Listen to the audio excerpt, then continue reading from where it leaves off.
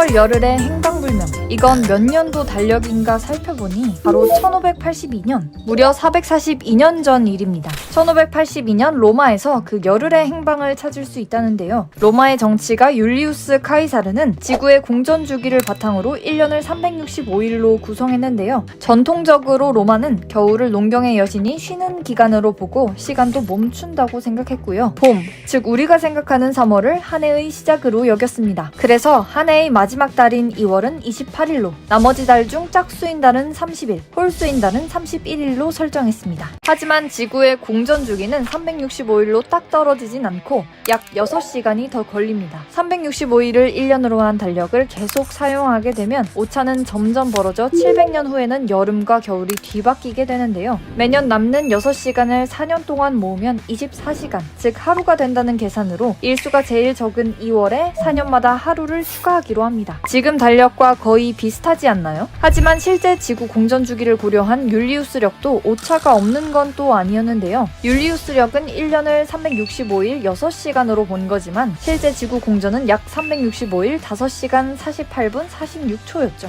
그래서 1년에 약 11분 14초씩 오차가 생겼는데요. 128년이 지나면 거의 하루가 달라지는 수준의 생각보다 큰 오차였죠. 그런데 어쩌다가 열흘이 없어진 걸까요? 당시 중요한 종교 행사였던 부활절, 낮과 밤의 길이가 같은 춘분이 지나 보름달이 뜬 날 이후 일요일을 바로 부활절로 정했는데요. 이걸 정한 때는 바로 325년, 1500년대가 되니 부활절이 열흘 정도 차이가 난 거죠. 당시 교황이었던 그레고리오 13세는 1582년의 10월, 열흘을 없애기로 결정합니다. 그래서 1582년의 10월 4일의 다음 날이 5일이 아닌 15일이 된 거죠. 4일날 잠들었다가 15일에 깬 격인데 갑자기 열흘을 건너뛰게 되면 무슨 일이 벌어질까요? 당시 농민은 지주들이 11치 지대를 한꺼번에 받아내려고 꾸민 속임수라고 생각했고요. 가톨릭의 음모라며 두려워한 이들도 있었다고 해요. 전 세계적으로 그레고리력은 널리 쓰이고 있잖아요. 시간이 흘러 1752년 그레고리력을 채택한 영국은 열 하루를 없애는데요. 빼앗긴 열 하루를 돌려달라고 시위를 하는 사람도 있었다는 소문이 돌기도 했습니다. 생일이나 행사 날짜가 바뀌고 이자 지급일이 앞당겨지기도 하는 등 혼란스러운 일들이 일어날 수 있는데요. 죄수들의 경우엔 복역기간이 11일이 줄었다고 좋아했습니다. 최근 성탄절을 그레고리력으로 옮긴 나라도 있었는데요. 바로 러시아와 전쟁 중인 우크라이나입니다.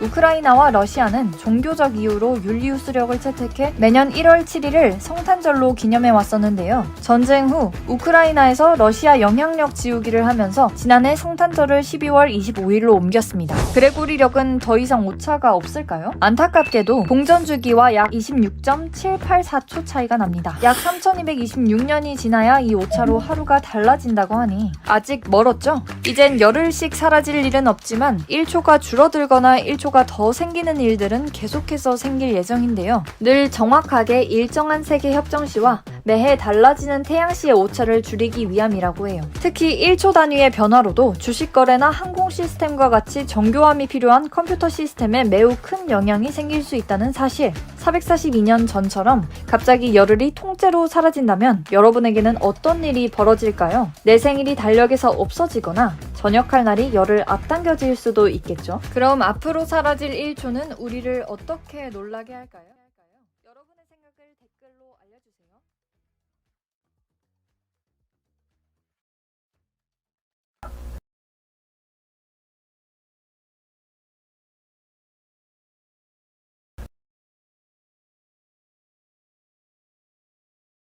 방금 전까지는 변화를 두려워하는 키케로 입장에서 역사를 생각해 보았습니다.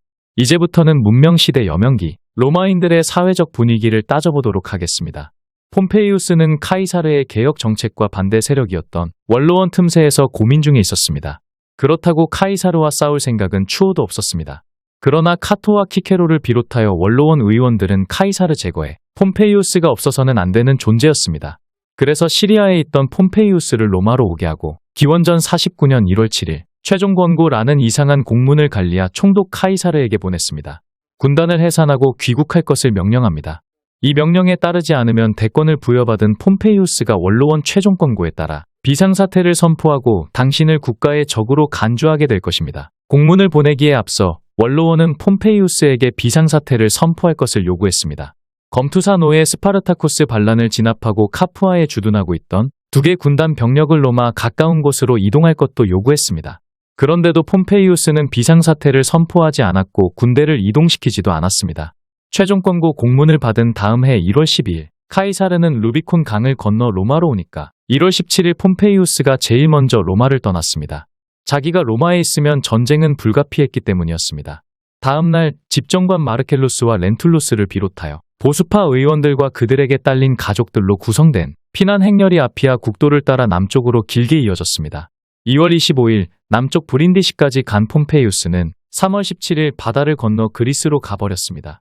폼페이우스를 만나려고 뒤따라갔던 카이사르는 19일 로마로 되돌아와서 불안해하는 시민들을 안심시키고 30일 자신의 별장에 숨어있던 키케로를 찾아가서 회담 아닌 회담을 했습니다. 그런 일이 있고 나서 특별한 관직이 없었던 카이사르는 원로원 의원들이 피난을 갔기 때문에 유명무실해진 민중회의를 소집하고 선거인단을 구성한 다음 독재관이 되었습니다. 독재관은 집정관을 대신할 수 있는 위기관리 체제 행정수반이었습니다. 독재관이 된 카이사르는 관용과 포용 정책을 발표하고 주조합회도 발행했습니다. 고리대금업을 하던 원로원 의원들이 돈을 모조리 가지고 갔기 때문이고 원로원 의원들이 하나 둘 돌아오면서 다시금 집정관의 입후보에서 당선되었습니다. 그해 12월 13일 폼페이우스를 만날 요량으로 로마를 떠났습니다. 그러나 원로원 보수 세력에게 둘러싸여 있었던 폼페이우스를 만날 수 없었습니다. 기원전 47년 카이사르는 새로운 질서를 수립하지 않으면 올바른 정치를 펼 수 없다는 점을 강조했습니다. 정치범들에 대한 보복성 폭력 근절을 위한 새 법도 만들었습니다. 사형 제도를 폐지하고 국외 추방으로 대신했습니다. 연좌제를 적용하지 않았으며 살생부도 만들지 않았습니다. 국가가 공황 상태가 되면 사람들은 일신상의 안전만 도모하게 된다면서 공황 상태가 발생하지 않도록 특별 조치를 강구했습니다. 이처럼 개혁을 단행하면서도 카이사르는 사석이나 공석이나 가리지 않고 폼페이우스에 대한 평가를 신중하게 했습니다. 단 한 번도 폼페이우스를 적으로 여기지 않았습니다. 그를 함정에 빠뜨려서 제거할 생각이 없음을 분명히 했습니다. 폼페이우스도 막강한 군사력을 가지고 있었으면서도 카이사르와의 정면 충돌을 피했습니다. 몇 번의 교전이 있을 때마다 불필요한 병력 손실을 막으려고 후퇴를 거듭하니까 병사들이 카이사르 쪽으로 도망가면서 폼페이우스는 망명지를 찾아 다녀야 하는 최악의 상황으로까지 몰리고 말았습니다. 폼페이우스는 이집트를 망명지로 생각하고 친서를 보내면서 자신을 비롯하여 가족과 일행을 손님으로 받아줄 것을 요청했습니다. 그 당시 이집트는 11세 클레오파트라와 7살 동생이 다스리고 있었습니다. 이처럼 어린 남매에게 도움을 청할 정도로 궁지에 몰려 있었습니다. 폼페이우스가 타고 온 5단층 갤리선이 부두 가까이 왔을 때 이집트 왕이 보낸 작은 거룻배가 다가왔습니다. 폼페이우스는 집정관 렌툴루스와 경호원 몇 명을 데리고 옮겨 탔습니다. 거룻배에는 그리스인 아킬라스와 폼페이우스 밑에서 백인대장을 지낸 셉티무스가 병사 몇 명과 함께 타고 있었습니다. 5단층 갤리선에 남아있던 사람들은 거룻배가 육지를 향해서 가는 모습을 지켜보고 있었습니다. 셉티무스가 폼페이우스 가까이 가서 단검으로 찔렀습니다. 다른 사람들도 연이어 칼을 맞고 쓰러졌습니다. 그 광경을 보고 5단층 갤리선 사람들이 급히 닻을 올려 바다 한가운데로 나아갔습니다. 폼페이우스의 사망 소식을 전해들은 카이사르가 이집트로 달려갔습니다. 그는 항아리에 담긴 폼페이우스의 머리와 금반지를 보고 하염없이 눈물을 흘렸습니다. 폼페이우스를 죽이고 칭찬을 듣고 싶어하던 나이 어린 이집트 왕을 카이사르가 남쪽 어딘가로 추방하고 참모들로 하여금 셉티무스를 알아서 처리하라고 맡겼습니다. 관용과 포용 정신을 강조하던 카이사르였지만 폼페이우스의 허망한 죽음 앞에서 북받치는 감정을 억누를 수 없었던 겁니다. 이처럼 경황 없는 중에서도 기원전 73년 수석대제관을 역임한 바 있었던 카이사르가 이집트인들의 달력에 관심을 보였습니다. 로마인들은 예로부터 태음력을 사용했습니다. 12달 중에서 31일 큰 달 4번, 29일 작은 달 7번, 28일 윤달이 1번이고 1년은 355일이었습니다. 이처럼 정확하지 못한 달력을 사용했기 때문에 밤낮의 길이가 같은 춘분을 비롯하여 절기가 맞지 않았습니다.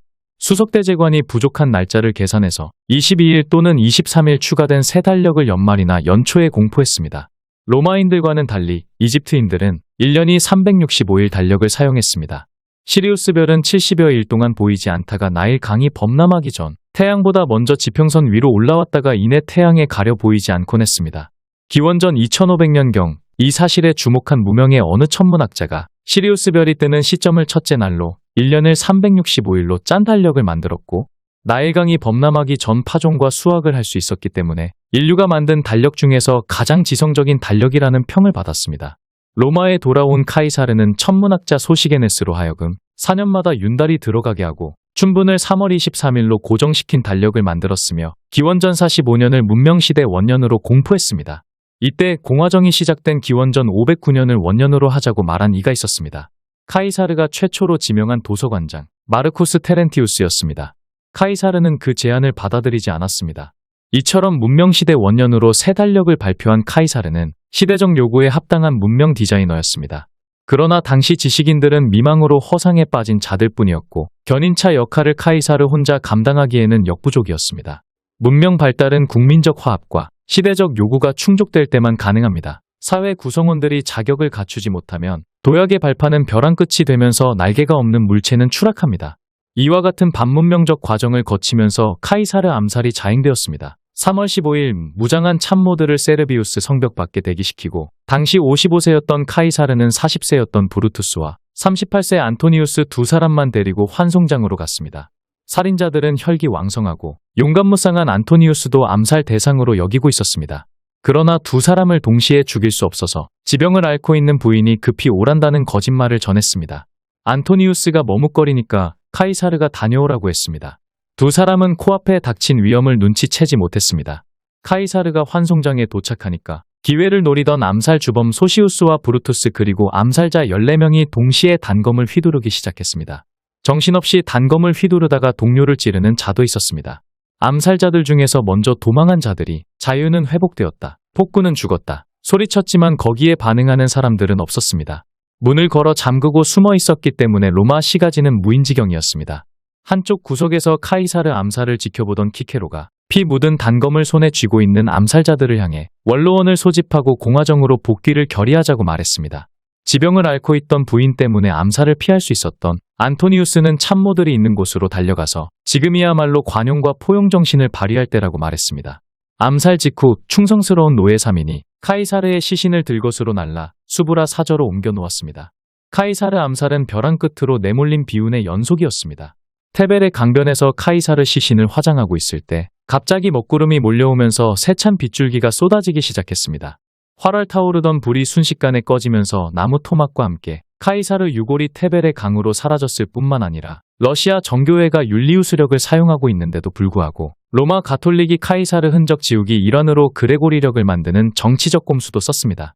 그렇게 되니까 문명시대 원년이었던 기원전 45년이 감쪽같이 사라지면서 율리우스력 1627년 10월 4일이 서력 1582년 10월 15일로 바뀌었습니다.